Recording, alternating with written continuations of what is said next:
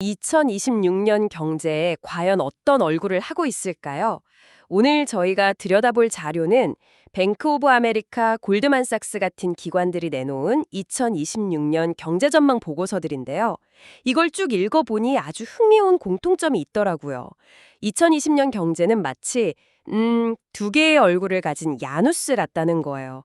한쪽 얼굴은 AI랑 정부 지출이 이끄는 아주 밝고 희망찬 모습인데 다른 한쪽 얼굴엔 언제 터질지 모르는 버블과 새로운 형태의 투기라는 어두운 그림자가 드리워져 있어요. 오늘 저희는 이 두 얼굴의 경제가 정확히 무엇을 의미하는지, 그리고 이게 여러분께 어떤 영향을 미칠지 한번 제대로 파헤쳐 보려고 합니다. 정확한 지적이네요. 단순히 경제가 좋다, 나쁘다 이걸 넘어서 그 안에서 벌어지는 묘한 긴장 관계에 주목해야 해요. 실물 경제는 뜨거운데 왜 금융시장엔 경고등이 켜지는지, 또 이런 거대한 흐름이 한국 경제에는 어떤 기회와 위협을 가져다 줄지 보고서의 행간에 숨은 의미들을 짚어보는 게 중요하죠. 특히 각 기관이 어떤 가정 위에서 이런 예측을 내놓는지 비교해보면 더 재밌을 거예요. AI의 파급력을 얼마나 크게 보는지, 정부 정책을 얼마나 신뢰하는지에 따라 결과가 완전히 달라지거든요. 좋습니다. 그럼 그 희망찬 얼굴부터 한번 보죠. 가장 큰 질문, 미국 경제는 2026년에도 계속해서 이 강력한 기세를 이어갈 수 있을까요? 골드만삭스 보고서를 보면 아주 자신감이 넘치더라고요. 네, 맞아요. 지속적인 정부 지출에 AI 인프라 투자까지 더해져서 강력한 성장세가 계속 될 거라고 봤죠. 뱅크 오브 아메리카, 그러니까 BOFA도 마찬가지예요. 심지어 햇살이 비치는 이라는 표현까지 썼어요. 저도 그 표현 봤어요. 2026년 미국 GDP 성장률을 시장 평균 전망치보다 높은 2.4%로 예측했는데요. 그 근거를 들어보면 마치 잘 짜인 각본 같아요. 한편에서는 정부랑 중앙은행이 소비와 투자를 부추기는 정책이라는 순풍을 불어주고요. 다른 한편에서는 AI라는 아주 강력한 새 엔진을 달아주는 형국이거든요. 예를 들어 작년 정부 셧다운 때문에 잠시 주춤했던 기저효과도 있죠. 이건 마치 낮게 웅크렸다가 점프하면 더 높아 보이는 것과 같은 원리예요. 이런 요인들이 복합적으로 작용하니까 실물 경제 자체는 아주 튼튼할 거라고 보는 거죠. 바로 이 부분이에요. 제가 가장 고개를 갸웃했던 부분이 경제는 이렇게 좋다면서요. 그런데 왜 BOFA는 바로 그 보고서에서 미국 주식시장에 대해서는 기대치를 낮춰라, 사실상 브레이크를 밟으라고 경고하는 걸까요?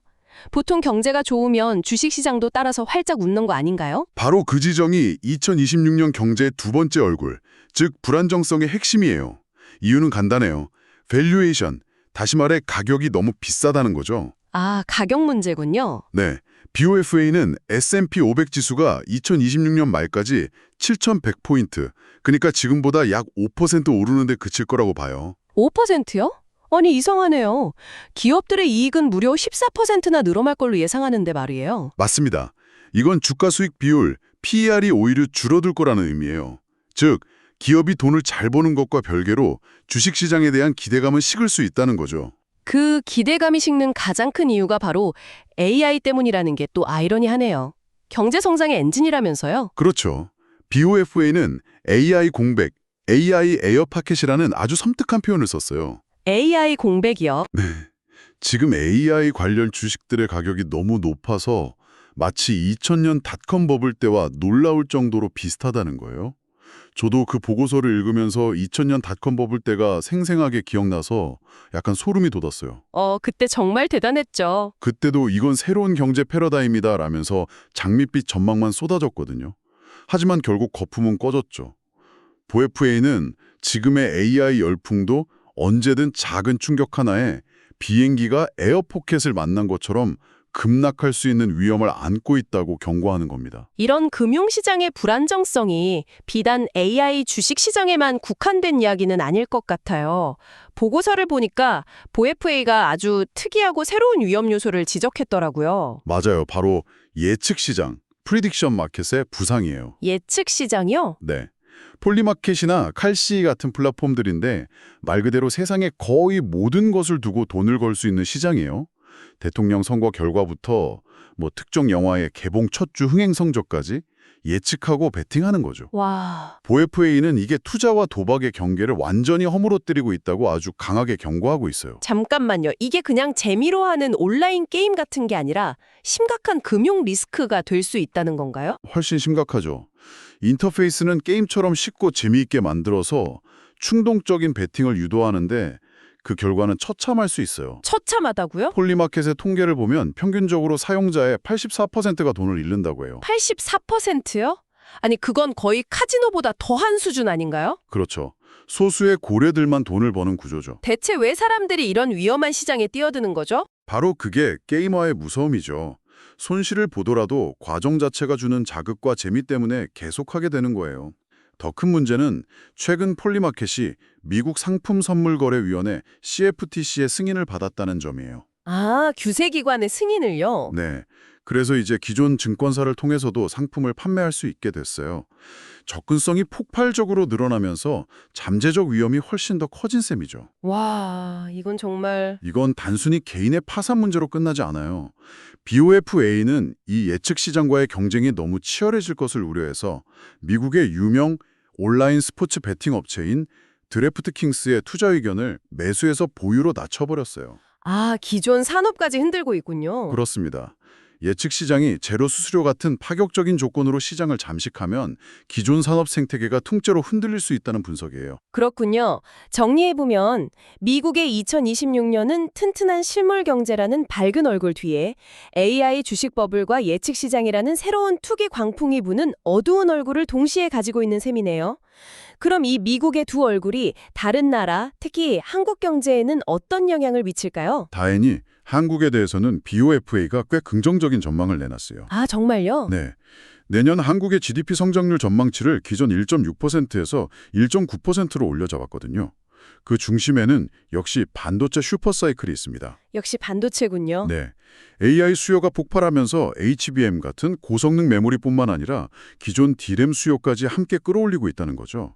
삼성전자와 SK하이닉스의 내년 D램 매출이 무려 38%나 증가할 거라는 예측까지 나왔어요. 와, 38%면 엄청나네요.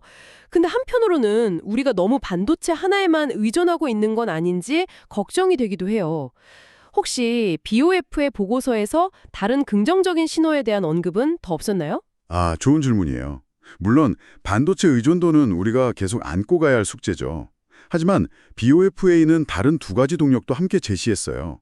하나는 자산 가격 상승이 힘입은 내수 회복이에요. 내수 회복이요? 네, 주식이나 부동산 가격이 오르면 사람들의 소비 심리도 살아날 거라는 기대죠.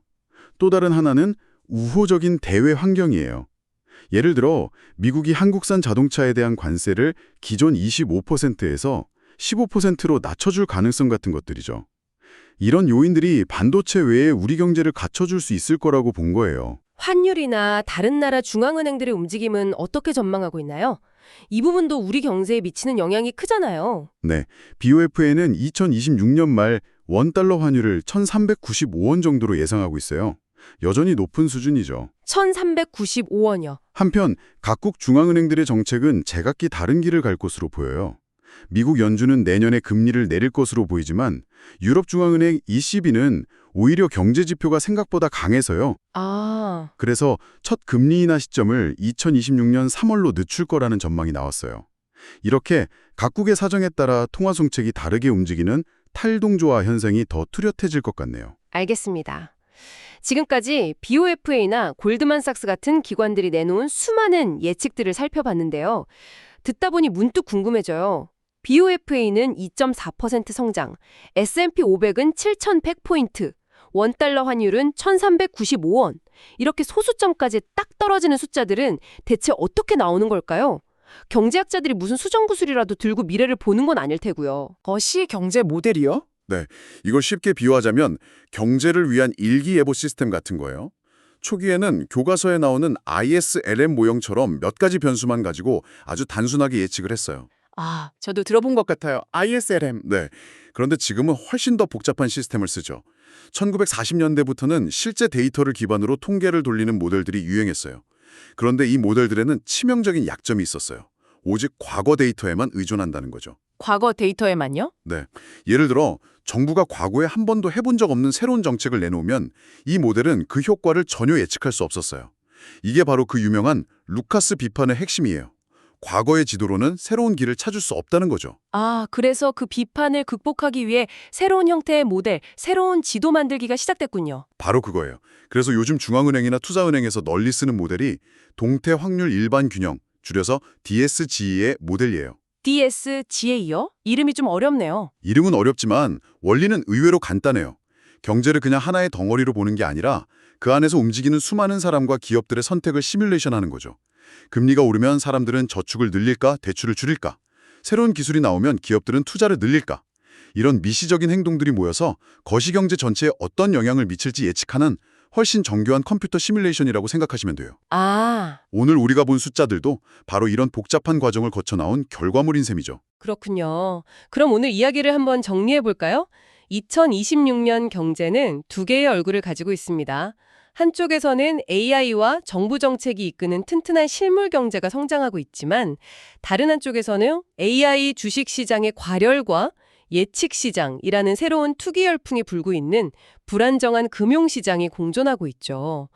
그리고 이런 거대한 흐름은 다행히도 반도체 슈퍼사이클을 중심으로 한국 경제에는 긍정적인 순풍으로 작용할 가능성이 크고요. 네. 실물 경제에 대한 낙관론과 금융시장의 잠재적 불안정성 사이의 아슬아슬한 줄다리기.